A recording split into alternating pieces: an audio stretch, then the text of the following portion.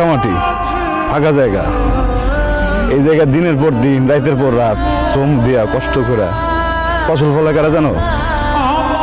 কৃষক।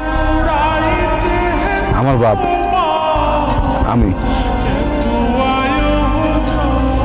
তুমি শহরে গেছো, শহর ভালো লাগছে, এটা কোনো সমস্যা না, শহর ভালো লাগার মতোই জায়গা। কিন্তু যখন তুমি আমার চোখের দিকে চাই কইছো না যে তোমার লগে আমার যায় কিনা, আমার হাতে টাকা ধরে দিছো, ব্যাপারে কৃষক গরিব হইতে পারে, কৃষকের জমি নাই থাকবার পারে, কৃষক কিন্তু ছোট লোক না, বুঝছো?